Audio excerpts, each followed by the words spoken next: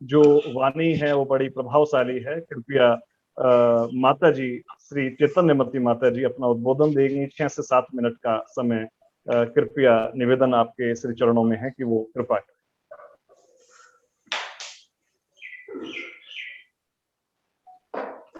बोलिए शंभेश्वर जी श्री क्षेत्र की जय। अनंतानंद परमेश्वरी भगवान की जय। आचार्य श्री महावीर कीर्ति जी महाराज की जय। आजीवन अन्न एवं सतरस त्यागी आचार्य श्री शंभव सागर जी गुरुदेव की जय। समस्त दिगंबर संतों की जय। हमारे बीच में देवनंदी महाराज जी, उनके चरणों में मन वचन का ऐसे बारंबार नमोस्तु नमोस्तु शशि भूषण माता जी को बंदामी सभी साधर्मियों को हमारा मंगल शुभ आशीर्वाद है। आज ये महावीर देशना फाउंडेशन की तरफ से जो 18 दिन का एक विशेष पर्युषण पर्व का हमने आयोजन रखा, ये बहुत ही सराहनीय है।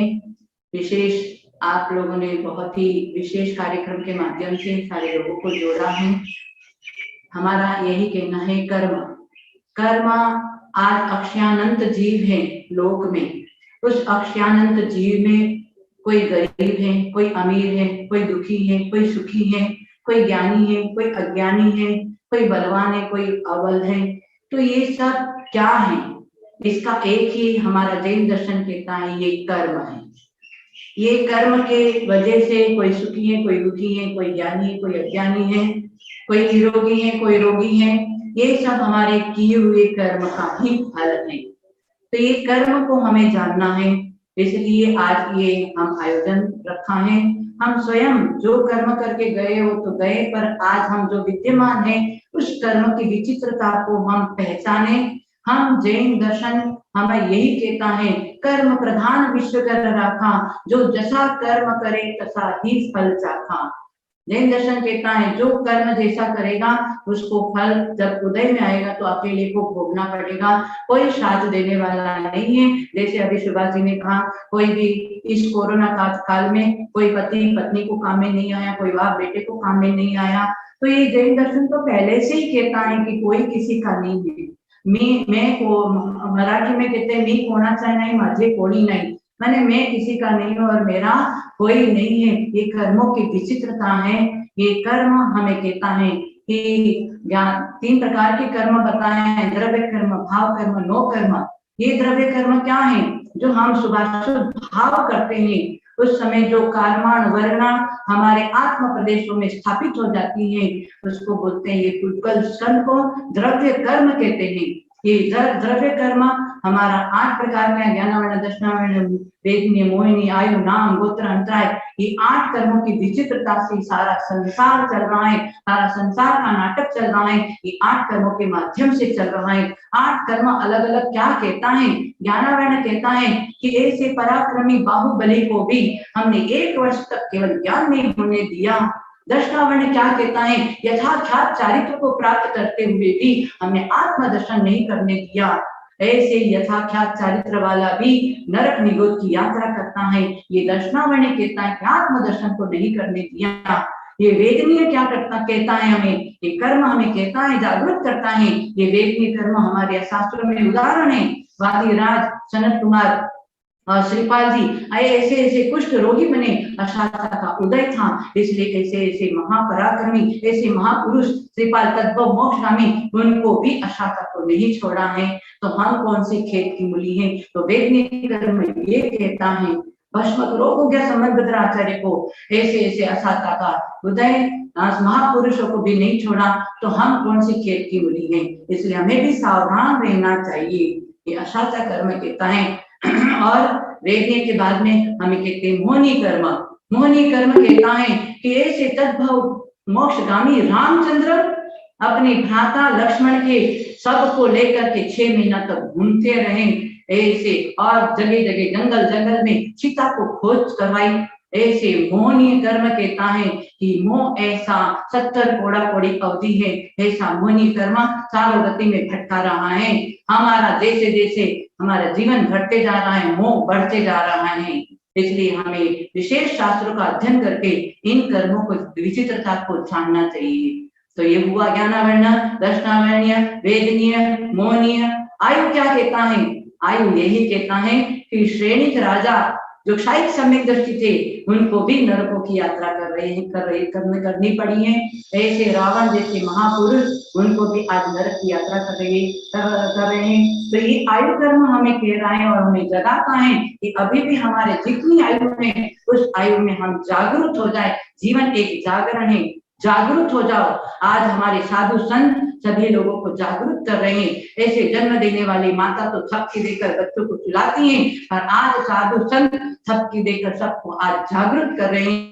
मोहनी कर्म से बचेंगे, मोह ही हमें चारों गति में भटकाने वाला है, हमें चारों पंच परावर्तन कराने वाला है, 84 लाख हमें भटकाने वाला है। इसलिए मोहनी कर्म से हमें बचे। ये 4 घात्य कर्म हमारे आत्मा के निजी गुण को घातता है, आवरण करता है। इसलिए घात्य कर्म को जान करके हम आज भी बच सकते। पंचम काल में देव शास्त्र गुरु का समागम आज भी हमें मिल रहा है। आयु के बाद में नाम कर्म क्या कहता है?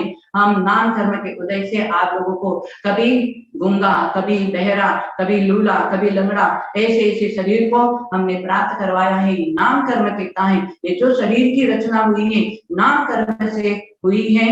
जो कोई रूपवान बना तो रूप का मत कर रहा है, कोई बलवान बन गया तो बलवान बल का मत कर रहा है। अरे ये शरीर तो मिट्टी का है और एक दिन मिट्टी में मिल जाएगा। इस शरीर को नौकर समझकर इससे काम लो। व्रत नियम संयम उपवास करो, तीर्थ वंदना करो, साधु की वैयावृत्ति करो, ये कहता है। नहीं तो फिर ये शरीर कोई काम का नहीं है। जो अपने जैन दर्शन कहता है कि मनुष्य पर्याय सर्वश्रेष्ठ पर्याय है, उसमें भी अपने को जैन धर्म मिला।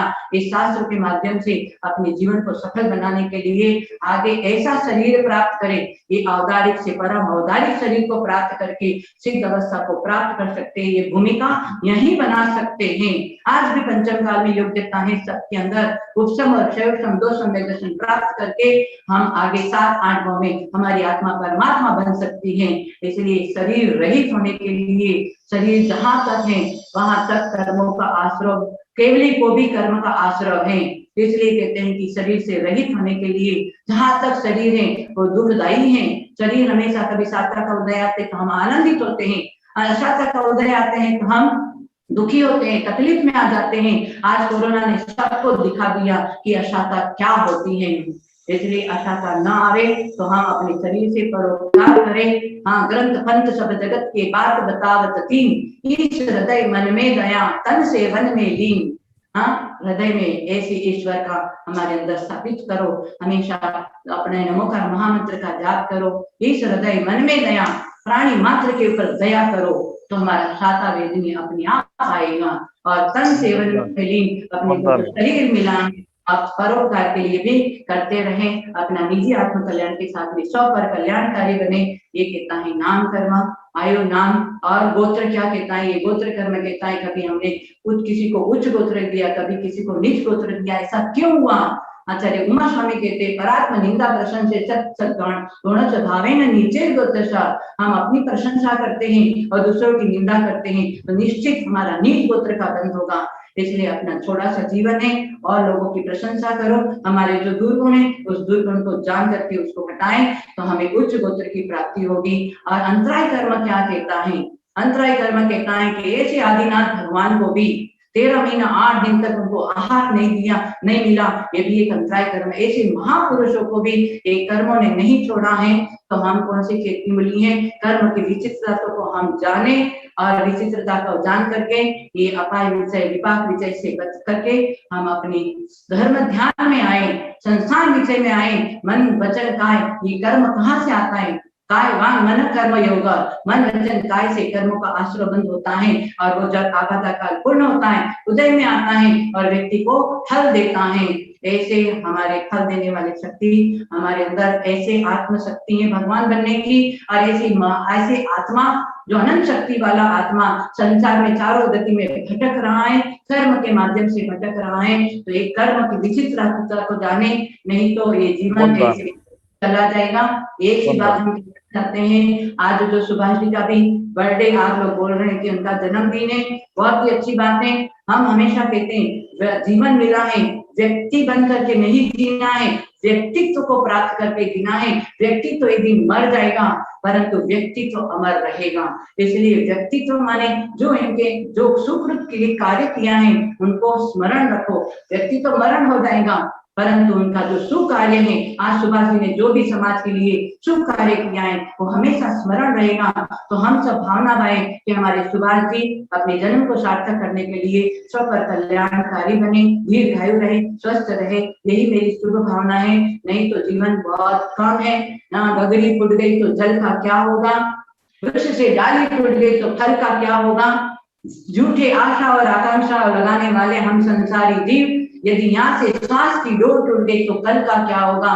कल का कोई भरोसा नहीं है। चित्त भी चंचल है, वित्त भी चंचल है, जीवन भी चंचल है। जब हमारा समय पूरा होगा तो यमराज को करुणा आने वाली नहीं है। इसलिए धर्मस्य तरितां गति, धर्म को शीघ्र ही धारण करो। धर्म हमें पुण्य से मिला है, इससे पुण्यानुबंधी पुण्य करो, सब पर कल्याणकारी बनो, ऐसी हमारी शुभ भावना है। नहीं तो संसार शोकमय है, संसार शोकमय है, काया रोगमय है। काया में जो साता साता बोल रहे हैं ना वेदिक कर्म का, तो ये काया में 5,68,99,584 रोग भरा हुआ है।